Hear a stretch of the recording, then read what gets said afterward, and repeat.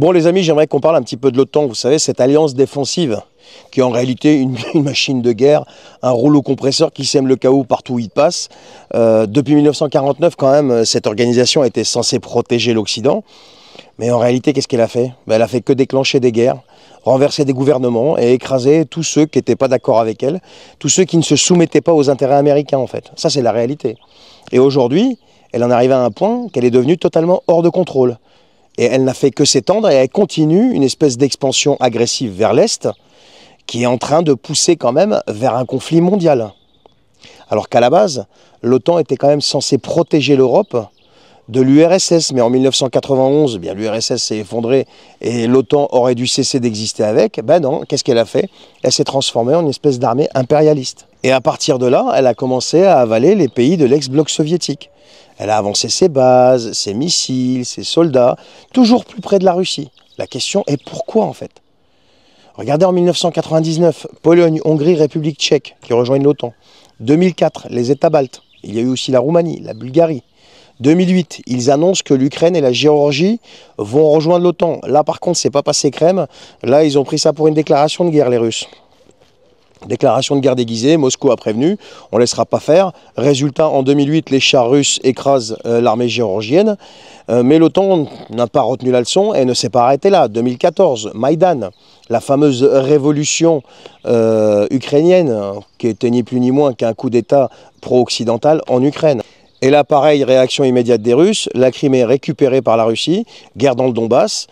Pendant 8 ans, l'OTAN a alimenté le conflit, elle continue de le faire, elle a envoyé des armes, entraîné l'armée ukrainienne, poussé à l'escalade, etc. jusqu'à 2022, où la Russie intervient directement. Et depuis, eh bien, l'Ukraine est devenue un terrain de guerre pour l'OTAN. Alors, ils n'envoient pas leurs troupes officiellement, hein. Officiellement, il n'y a personne là-bas, mais par contre, ils inondent le pays d'armes, de munitions, tout ce que vous voulez, pour faire durer la guerre. Pendant que les Ukrainiens, eux, qu'est-ce qui se passe? Ils meurent pour eux, pour l'OTAN. Alors, qui profite de ça? L'industrie de l'armement en fait, les États-Unis, ceux qui vendent des tanks, des missiles, des canons, etc., des munitions, pendant que l'Europe, elle, s'effondre. Mais l'OTAN ne s'arrête jamais. En 2022, on continue l'expansion, la Finlande rejoint l'OTAN, 2024, pareil, la Suède, toujours plus de provocations, toujours plus de tensions. Mais ils cherchent quoi en fait?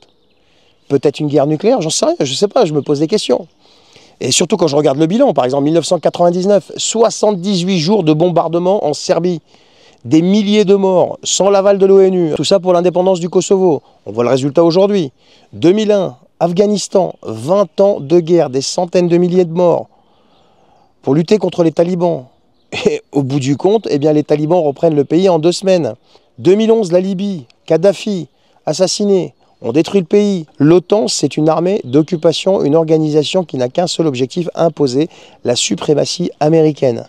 L'Europe, c'est ni plus ni moins qu'un pion de cette organisation. La preuve, si un pays doit quitter l'OTAN, s'il veut quitter l'OTAN, eh bien, il faut qu'il écrive aux États-Unis. Mais oui, mais c'est comme ça que ça se passe. L'OTAN, les amis, c'est une armée, c'est une organisation qui n'a qu'un seul objectif, imposer la suprématie américaine. C'est un outil, c'est tout. L'Europe aujourd'hui, je vous dis, c'est un simple pion. Elle se ruine en coupant ses liens avec la Russie pendant que les États-Unis vendent leur gaz 3 fois plus cher et se renforcent. Et nous, on est en train de se suicider pour eux. C'est ça qui est en train de se passer. Et maintenant, ils veulent nous entraîner dans une guerre qu'on n'a pas demandé.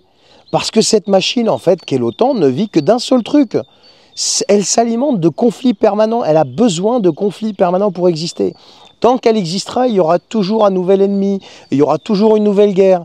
Alors la vraie question, c'est combien de temps encore cette organisation va continuer à exister? Combien de temps on va lui permettre d'exister? Et le pire, c'est que quand ça pète, et si jamais ça se transforme en conflit généralisé, c'est vous et vos enfants qu'on viendra chercher. Au nom de quoi et pourquoi? Eh bien pour alimenter, satisfaire l'appétit de cette organisation qu'on appelle l'Organisation du Traité de l'Atlantique Nord. Merci de m'avoir suivi les amis, partagez cette vidéo et j'espère qu'un jour tout ça se terminera. J'ose rêver. Allez, salut!